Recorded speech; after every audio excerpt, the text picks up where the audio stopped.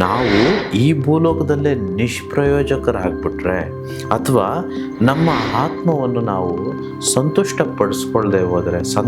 ಪಡಿಸ್ಕೊಳ್ದೆ ಹೋದರೆ ಈ ಆತ್ಮಕ್ಕೆ ಅಲ್ಲಿಯೂ ಜಾಗ ಇಲ್ಲ ಅಂತಂತ ಅರ್ಥ. ಈಗ ಇವ್ರಿಗೆ ದರ್ಶನ ಸಿಕ್ತು, ಆದರೆ ನನ್ನ ಕ್ವೆಶನ್ ಏನು ಗೊತ್ತಾ, ದೇವರ ಲೆಕ್ಕದಲ್ಲಿ ಅಥವಾ ಯೂನಿವರ್ಸ್ನ ದೃಷ್ಟಿಯಲ್ಲಿ ನಾವು ಯಾವಾಗ VIP ಆಗ್ತೇವೋ ಆಗ ಮಾತ್ರ ನಾವೇನು ಕೋರ್ಕೊಳ್ಳೋದು ಬೇಡ, ನಮ್ಮ ಹತ್ರ ಅವನೇ ಬರ್ತಾನೆ, ನಮಗೇನು ಬೇಕೋ ಅದೆಲ್ಲ ಕೊಟ್ಟು ಹೊರಟೋಗ್ತಾನೆ, ಅಥವಾ ನಮ್ಮ ಜೊತೆನೇ ಇರ್ತಾನೆ ಯೂನಿವರ್ಸು. ನಾವೆಲ್ಲರೂ ಶ್ರೀಮಂತರಾಗಬೇಕು ಅಥವಾ ನಾವು ಅಂದ್ಕೊಂಡಿದ್ದೆಲ್ಲ ಪಡ್ಕೋಬೇಕು, ಸಾಧಿಸ್ಬೇಕು ಅನ್ನೋದಾದರೆ ನಾವು ಸ್ಪೆಷಲ್ ಆಗಿರಬೇಕು. ಜನವರಿ 9, 10, 11ರಂದು ನಾನು ನೇರವಾಗಿ ಆನ್ಲೈನಲ್ಲಿ ಮಾಡೋವಂಥದ್ದು. ಪ್ರಪಂಚದ ಯಾವ ಮೂಲೆಯಲ್ಲಿದ್ದರೂ ಯಾರು ಬೇಕಾದರೂ ಅಟೆಂಡ್ ಮಾಡ್ಬೋದು. ಸಂಜೆ 6:30ಯಿಂದ 10 ಗಂಟೆ ತನಕ ನಾನು ಹೇಳ್ಕೊಡೋಕೆ ಹೊರಟಿರೋವಂಥದ್ದು ಬಹುತೇಕ ಯಾವುದೋ ಪುಸ್ತಕಗಳಲ್ಲಿರುವಂಥದ್ದಾಗಲಿ ಅಥವಾ ಇಲ್ಲಿ ತನಕ ಎಲ್ಲೋ ಕೇಳಿರೋವಂಥದ್ದಾಗಲಿ ಅಥವಾ ಯೂಟ್ಯೂಬಲ್ಲೋ ಗೂಗಲಲ್ಲಿರೋವಂಥದ್ದು ಯಾವುದೂ ಇರೋದಿಲ್ಲ. ತುಂಬ ಭಿನ್ನವಾಗಿರುತ್ತೆ, ವಿಶ್ವಜ್ಞಾನದಲ್ಲಿರುತ್ತೆ.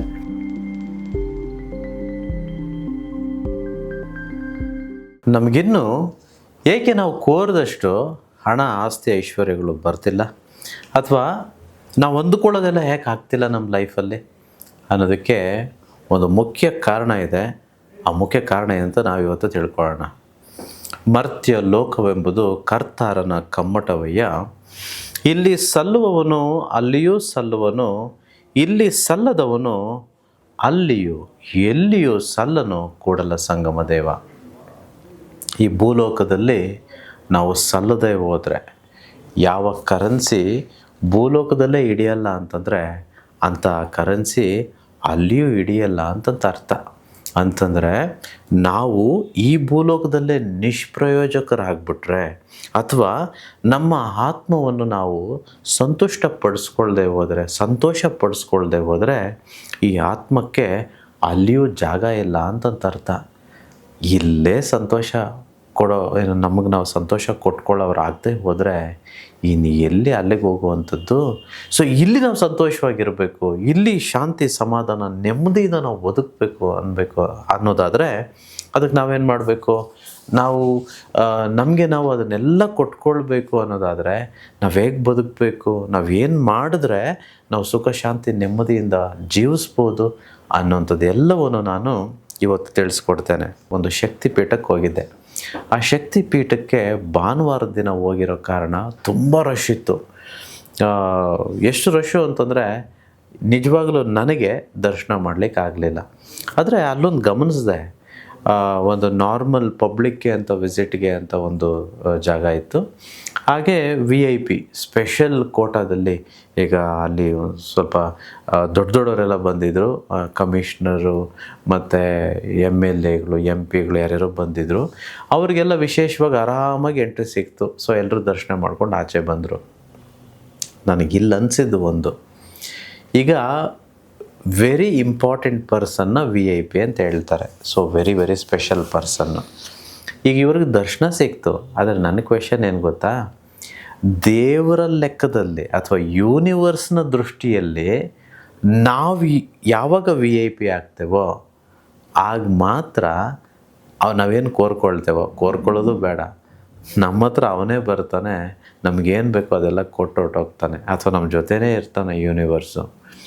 ನಾವು ಈ ಭೂಲೋಕದ ಪರಿಮಿತಿಯಲ್ಲಿ VIP ಆಗಿರ್ಬೋದು, ಬಟ್ ನಾವು VIP ಅನ್ನೋ ಕಾರಣ ನಮ್ಮನ್ನು ನಾವು VIP ಆಗಿ ನೋಡಬೇಕು ಅಂತದ್ದೇನಿಲ್ವಲ್ಲ. ಸೊ ಎಷ್ಟೋ ಜನ ಅದೇ ದೊಡ್ಡ ಶಕ್ತಿ ಪೀಠ ಅದು, ಅಲ್ಲೇ ಭಿಕ್ಷುಕರಿದ್ದಾರೆ. ಯಾಕೆ ಶಕ್ತಿ ಪೀಠ ಅಲ್ವಾ, ಅಲ್ಲಿ ಯೂನಿವರ್ಸ್ ಇಲ್ವಾ, ಅಥವಾ ದೇವರಿಲ್ವಾ, ಅಥವಾ ಶಕ್ತಿ ಇಲ್ವಾ, ಎಲ್ಲ ಇದೆ. ಆದರೆ ಇನ್ನೂ ಭಿಕ್ಷೆ ಬೇಡ್ತಾನೆ ಇದ್ದಾರೆ. ಅಲ್ಲಿ ತುಂಬ ಅಂಗಡಿಗಳು ಇಟ್ಕೊಂಡಿದ್ದಾರೆ, ತುಂಬ ಬಡವರಿದ್ದಾರೆ, ತುಂಬ ನಿರ್ಗತಿಕರಿದ್ದಾರೆ, ದುಃಖದಲ್ಲಿರೋರಿದ್ದಾರೆ, ಆ ಊರಲ್ಲಿ ತುಂಬ ಕಷ್ಟದಲ್ಲಿರೋರು ಇದ್ದಾರೆ. ಯಾಕಿದೆಲ್ಲ? ಹಂಗಾದರೆ ಶಕ್ತಿಪೀಠ ಸುಳ್ಳ ಅಥವಾ ಅಲ್ಲಿರೋ ಯೂನಿವರ್ಸ್ ತತ್ವ ಸುಳ್ಳ? ಯಾವುದೂ ಸುಳ್ಳಲ್ಲ. ಆದರೆ ನಾವುಗಳು ಇನ್ನೂ VIP ದೇವರ ದೃಷ್ಟಿಯಲ್ಲಿ ಆಗದೆ ಇರೋದೇ ಅದಕ್ಕೆ ಕಾರಣ. ನಾವು ಯಾವಾಗ ವಿಶೇಷ ವ್ಯಕ್ತಿಗಳಾಗ್ತೇವೋ, ನಾವು ಯಾವಾಗ ಆ ದೈವತ್ವವನ್ನು ತುಂಬಿಕೊಂಡಿರೋ ಅಂತರಂಗ ಬಹಿರಂಗ ಎರಡರಲ್ಲೂ ಶುದ್ಧವಾಗಿರೋ ವ್ಯಕ್ತಿಗಳಾಗ್ತೀವೋ ಆಗ ಮಾತ್ರ ನಾವು ಹೋಗೋ ಅವಶ್ಯಕತೆನೇ ಇಲ್ಲ ಗರ್ಭಗುಡಿಗೆ. ಆ ಗರ್ಭಗುಡಿಯಲ್ಲಿರುವಂಥ ಯೂನಿವರ್ಸೇ ಆಚೆ ಬಂದು ನಮ್ಮನ್ನು ಮೀಟ್ ಮಾಡುತ್ತೆ, ದರ್ಶನ ಕೊಡುತ್ತೆ. ನಾನಾಗಲೇ ಹೇಳಿದೆ, ಈ ಭೂಲೋಕದ ಪರಿಮಿತಿಯಲ್ಲಿ ದೃಷ್ಟಿ ಆಗಲಿಲ್ಲ, ನನಗೆ ದರ್ಶನವಾಗಲಿಲ್ಲ. ಆದರೆ ಆ ಭಗವಂತನೇ, ಆ ಯೂನಿವರ್ಸೇ ನಾನೆಲ್ಲಿದ್ನೋ ಅಲ್ಲಿಗೆ ಬಂದು ನನಗೆ ಏನು ಕೊಡಬೇಕು ಅದು ಕೊಟ್ಟೋದ. ಸೊ ಹಾಗಾಗಿ ನಾವೆಲ್ಲರೂ ಶ್ರೀಮಂತರಾಗಬೇಕು ಅಥವಾ ನಾವು ಅಂದ್ಕೊಂಡಿದ್ದೆಲ್ಲ ಪಡ್ಕೋಬೇಕು, ಸಾಧಿಸ್ಬೇಕು ಅನ್ನೋದಾದರೆ ನಾವು ಸ್ಪೆಷಲ್ ಆಗಿರಬೇಕು. ಅದಕ್ಕೆ ನಾನು ತುಂಬ ಸಲ ಹೇಳಿದ್ದೇನೆ, ನಾವು ಯಾವಾಗ 100ಕ್ಕೆ 100% ಕೊಡ್ತೇವೋ ಆಗ ಭಗವಂತನಲ್ಲೂ ನಾವು 100%ನ ಎಕ್ಸ್ಪೆಕ್ಟ್ ಮಾಡ್ಬೋದು. ನಾವು ಕೊಡೋದು 5%, 10%, 20%, 30% ಆಗಿದ್ದು ನಾವುಗಳೆಂಥವ್ರು ಗೊತ್ತಾ ಮನುಷ್ಯರು, ನನಗೆ 100 ಬೇಕು ಅಂತ ಹೇಳೋದು. Don't expect such things. It doesn't happen. It never happens also. That's why I told you earlier, when you are Arjuna, don't bother. ನಿನ್ನ ಒಂದು ಸಾರಥಿಯಾಗಿ ಆ ಭಗವಾನ್ ಶ್ರೀ ಕೃಷ್ಣನೇ ಬಂದು ಕೊಳ್ತಿರ್ತಾನೆ. When you are an ordinary person, when you are a public, ನಾನು general ಪಬ್ಲಿಕಪ್ಪ ಅಥವಾ ನೀನು ಜನರಲ್ ಪಬ್ಲಿಕಪ್ಪ, don't expect God or universe to be with you, because you are just a public man. ನೀನು ಪಬ್ಲಿಕ್ ಮಾಡೋ ಕೆಲಸಗಳನ್ನು ಮಾಡಿಕೊಂಡು ದೇವರು ನಿನ್ನ ಜೊತೆ ಇರಬೇಕು ಅಂತ ಎಕ್ಸ್ಪೆಕ್ಟ್ ಮಾಡಬೇಡ. ಆ ಪಬ್ಲಿಕ್ಕೇ ನಿನ್ನ ಜೊತೆ ಇರೋದು. ಯಾವಾಗ ನೀನು ಸ್ಪೆಷಲಾಗಿ ವರ್ತಿಸ್ತೀಯೋ, ನಿನ್ನ ಕೆಲಸಗಳು ಸ್ಪೆಷಲ್ ಆಗಿರುತ್ತೋ, ನಿನ್ನ ಆಲೋಚನೆಗಳು ಸ್ಪೆಷಲ್ ಆಗಿರುತ್ತೋ, ಯಾವಾಗ ನೀನು ಮಾಡೋ ಪ್ರತಿಯೊಂದು ಸ್ಪೆಷಲ್ ಆಗಿರುತ್ತೋ, ನಿನಗೆ ಸ್ಪೆಷಲ್ ಇರೋದೇ ಭಗವಂತ ಕೊಡ್ತಾನೆ, ಯೂನಿವರ್ಸ್ ಕೊಡೋದಕ್ಕೆ ಶುರು ಮಾಡ್ತಾನೆ. ಅಂಥ ಸ್ಪೆಷಲ್ ವರ್ಕ್ಶಾಪ್, ಸ್ಪೆಷಲ್ ಕಾರ್ಯಾಗಾರ ಜನವರಿ 9, 10, 11ರಂದು ನಾನು ನೇರವಾಗಿ ಆನ್ಲೈನಲ್ಲಿ ಮಾಡೋವಂಥದ್ದು. ಪ್ರಪಂಚದ ಯಾವ ಮೂಲೆಯಲ್ಲಿದ್ದರೂ ಯಾರು ಬೇಕಾದರೂ ಅಟೆಂಡ್ ಮಾಡ್ಬೋದು. ಸಂಜೆ 6:30ಯಿಂದ 10 ಗಂಟೆ ತನಕ. ಅದಕ್ಕೆ ಎಷ್ಟು ಪ್ರಿಪ್ರೇಷನ್ ಆಗಿದೆ ಅಂದರೆ ನಮ್ಮ ಟೀಮ್ ಕಡೆಯಿಂದ, ನನ್ನ ಕಡೆಯಿಂದ ಹೇಳಲಿಕ್ಕಾಗೋದಿಲ್ಲ.